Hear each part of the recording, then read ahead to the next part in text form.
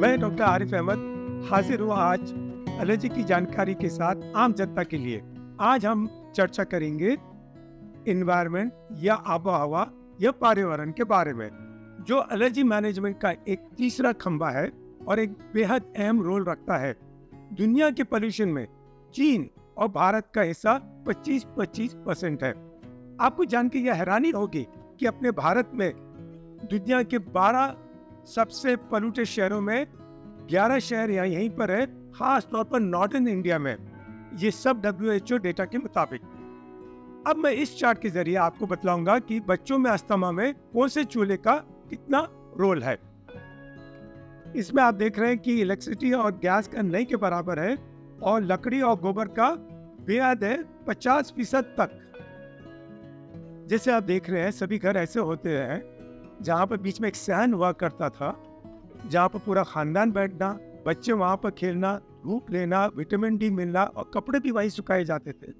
लेकिन अब ये सभी घर तोड़े जा रहे हैं और उनकी जगह पर नई इमारत आ रही है जिसमें कोई बीच में कोई जगह नहीं छोड़ी जा रही है, धूप आने का कोई स्कोप नहीं, क्रॉस वेंटिलेशन का कोई स्कोप नहीं। और इसी वजह से इंडोर अंदरूनी पोल्यूशन बढ़ रहा है, जिसकी वजह से पेशेंट्स को हमेशा दवाएं लेते रहने की जरूरत पड़ रही है। ये सभी कारण है एलर्जिक राइनाइटिस और अस्थमा के लिए, जिसमें आप देख रहे हैं राइट साइड पर है पूरे एलर्जेंस, जिसमें डस्ट माइट्स का सबसे ज्यादा रोल है 60% से ज्यादा, और लेफ्ट साइड पर आप देख रहे हैं पोल्यूटेंट्स, जिसमें सिगरेट स्मोक का एक बड़ा अहम रोल है। अब हम आगे एक एक एलर्जन के बारे में चर्चा करेंगे। डस्ट माइट्स की क्या खासियत है? डस्ट माइट्स से दूरबीन के नीचे दिखाई देते हैं। इन्हें आपकी जिल्द और वातावरण की नमी पसंद है। धूप इनका सबसे बड़ा दुश्मन, इसलिए बाहर की गर्द में ये रहते ही नहीं।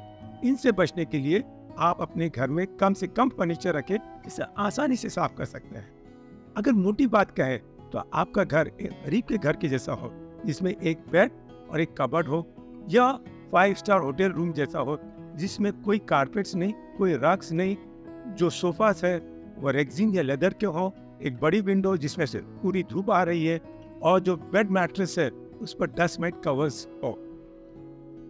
आपके घर में अगर कॉटन के मैट्रेस है तो इसे हर महीने धूप देना चाहिए, और बेडशीट्स और पिलो कवर्स को गर्म पानी में धोए, धूप में सुखाए और उन्हें झटके, क्योंकि मरे हुए माइट से भी प्रॉब्लम हो सकते हैं। अपना बिस्तर छोड़कर कोई भी फैब्रिक की चीज पर या कॉटन या वुल पर ना लेटे ना बैठे। नेक्स्ट ये है कि जो सुबह की जो धूप होती है वो जरासीम के लिए बहुत अच्छी चीज होती है, और शाम की धूप डस्ट माइट्स के लिए अच्छी होती है। और एयर कंडीशनर का क्या रोल है? अगर एयर कंडीशनर साफ है तो ये आपके लिए बहुत अच्छा है, और एयर कंडीशनर में अगर गरद है तो आपको बेहद नुकसान हो सकता है। इसलिए हर 6 महीने आप अपने एयर कंडीशनर को साफ करवाना चाहिए अंदर से। पोलेंस की क्या खासियत है? ये सिर्फ घर के बाहर रहते हैं। झाड़, घास और जंगली घास के जो पोलेंस है साल के अलग अलग टाइम पर आते हैं। गर्मी से पोलेंस बढ़ जाते हैं और हवा की नमी से ये कम होते हैं, और जो पोल्यूशन से ये पोलेंस और खतरनाक हो जाते हैं। इनसे बचने का सिर्फ एक तरीका है, सुबह के 11 और शाम के 5 के बीच में घर के बाहर ना जाए तो बेहतर है, और अगर गए तो मास्क लगा के जाएं, और अपने कपड़े भी बाहर इस टाइम पर ना सुखाएं, और घर के पूरे खिड़कियां और दरवाजों को बंद रखें तो बेहतर है। फंगस या कंजल या बूच ये घर के अंदर भी होता है और घर के बाहर भी होता है। ये कच्ची दीवारें और लीकेज से बढ़ जाता है। जैसा शाहरुख खान अपने एडवर्टीजमेंट में कहता है, नेरोलैक लगाओ और कंजल भगाओ। ये वाटर कूलर्स और कुंडों में अंदर पानी जमा होने से भी बढ़ जा सकता है। कॉकरोच को रोकने के लिए कई तरीके हैं, लेकिन जो बेस्ट तरीका है, आप हर 6 महीने पेस्ट कंट्रोलर को बुलाएं और घर में दवा लगवाएं। मजे की तो बात यह है कि हमारे कई पेशेंट्स को कॉकरोच टेस्ट पॉजिटिव आता है ब्लड में या स्किन प्रिक टेस्ट में, और वो कहते हैं कि उनके घर में कॉकरोच ही नहीं है। वो इसलिए कॉकरोचेस लाइट ऑफ होने के कई घंटे बाद बाहर आते हैं, अपना गूं छोड़ते हैं, जिससे आपको एलर्जी होती है। इसलिए अगर आपको दिन में भी कॉकरोच दिखाई दे रहे हैं, इसका मतलब ये है कि कॉकरोच कुछ ज्यादा ही हो गए। पेट्स, यानी कैट और डॉग की एलर्जी को हैंडल करना बहुत आसान है। इन्हें आप घर के बाहर कर दें। बोलना बहुत आसान है, करना बहुत मुश्किल है, खास तौर पर किशोर बच्चे और बच्चियों में, क्योंकि ये बोलने पर मुमकिन है कि वो आपको ही अपने कंसल्टेशन से ही बाहर कर दे। इसलिए हमें उन्हें बहुत डिटेल में समझाना पड़ता है कि आप पेट्स को अपने बेडरूम में ना आने दें। घर में कोई भी फैब्रिक की चीज़ें जैसे कि क्लॉथ सोफास, कारपेट्स, रग्स ना हो तो बेहतर है, और हर हफ्ते अपने पेट को धोना बहुत ज़रूरी है। बिल्ली का घर में होना ज़रूरी नहीं है, अगर बिल्डिंग में भी है तो काफ़ी है आपको एलर्जी पहुंचाने के लिए। अब ये है कि कैट की एलर्जी कैसे होती है। जब कैट बिल्ली अपने पैर को या अपने जिस्म को चाटती है तो उसका थूक वहाँ पर जमा हो जाता है। यही थूक सूख कर हवा में आकर या किसी चीज़ों से कांटेक्ट होकर आपको एलर्जी पहुंचाता है।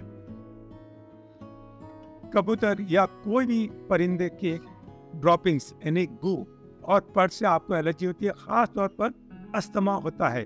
इसलिए आप कोई भी कबूतर को अपने घर के आसपास आने ना दे, अगर आ रहे हैं तो उनका गू उससे साफ करवा दे, और बेहतर है आप है ना उसके नेट्स लगवा दें।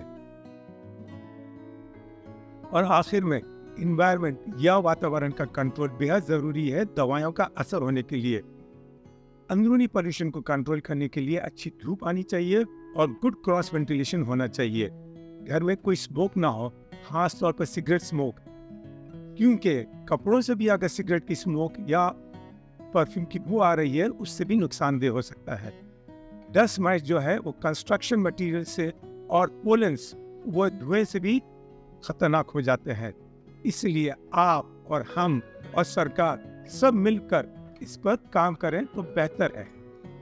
आज ये हमारा ये 5वां एपिसोड था एनवायरनमेंट या वातावरण के कंट्रोल पर। उम्मीद है आपको पसंद आया होगा। हमारी आपसे एक ही रिक्वेस्ट है कि आप इसे लाइक करें और शेयर करें, क्योंकि इस सारे वीडियो बनाने का हमारा एक ही मकसद है कि ज़्यादा से ज़्यादा लोगों तक एलर्जी की जानकारी पहुंचाए और चिराग से चिराग जलाएं।